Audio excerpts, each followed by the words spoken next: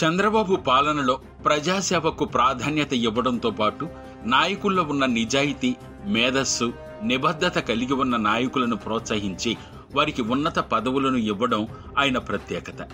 అధినేత మన కృషిని గుర్తించి పదవులు ఎప్పుడిస్తారా అని నాయకులు కూడా ఎంతగానో ఎదురుచూస్తూ ఉంటారు. అయితే నాయకుల సామర్థ్యాన్ని గుర్తించి అవకాశాలు కల్పించగల నాయకుడు రాజకీయంగా మార్గదర్శకుడు అవుతాడని చంద్రబాబు నాయుడు మరోసారి నిరూపించారు. ఈ నేపథ్యంలో భాగంగానే 20 సంవత్సరాల పాటు టీడీపీ పార్టీకి నమ్మిన బంటుగా ఉంటూ పార్టీ అభివృద్ధికి విశేష సేవలను అందించిన ఎంవీఎస్ఎన్ రాజు గారిని సహాయ మంత్రిగా నియమిస్తూ కీలక బాధ్యతలు అప్పగించారు. చంద్రబాబు తీసుకున్న ఈ నిర్ణయం ప్రజల గుండెల్లో ఉన్నత స్థానాన్ని సంపాదించారనే చెప్పవచ్చు.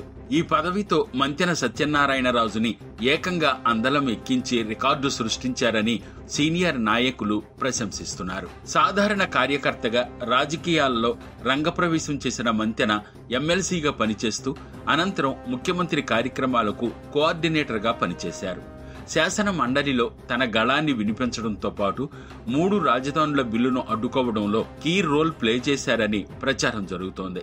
రాష్ట్ర వ్యాప్తంగా టీడీపీ ముఖ్య నేతలతో సత్సంబంధాలు ఏర్పరచుకోవడమే కాకుండా 22 సంవత్సరాల పాటు సుదీర్ఘ రాజకీయ అనుభవంతో కీలకంగా వ్యవహరిస్తున్న మంతెన సమన్వయకర్తగా, రాష్ట్ర కార్యనిర్వాహక కార్యదర్శిగా పలు రకాల పదవుల్లో బాధ్యతలు చేపట్టి విధేయుడిగా అందరి మెప్పు పొందారని కొనియాడుతున్నారు.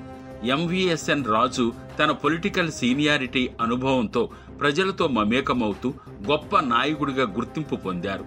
పార్టీ కష్టకాలంలో ఉన్నప్పుడు కూడా పసుపు జెండాను వదలకుండా అండగా నిలబడి తన వంతు కృషి చేశారు.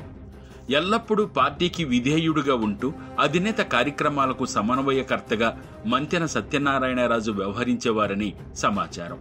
పార్టీ అధినేతతో పాటు యువనేతతో కూడా మంచి సాన్నిహిత్యంతో పాటు సత్సంబంధాలు ఏర్పరచుకోవడం, నారా లోకేష్ పాదయాత్రలో కీలక పాత్ర పోషించడం అందరి మన్ననలు పొందారని పలువురు అభిప్రాయపడుతున్నారు. నిరంతరం పార్టీ కోసం కష్టపడే ఎంవీఎస్ఎన్ రాజుకు చంద్రబాబు నాయుడు సహాయ మంత్రి పదవితో పాటు ముఖ్యమంత్రి టూర్స్ కోఆర్డినేటర్ పదవి ఇచ్చి సత్కరించడం అతని కృషికి నిదర్శనం. ఇది నాయకుల్లో మరింత కొత్త ఉత్సాహాన్ని నింపుతుందని రాజకీయ విశ్లేషకులు భావిస్తున్నారు.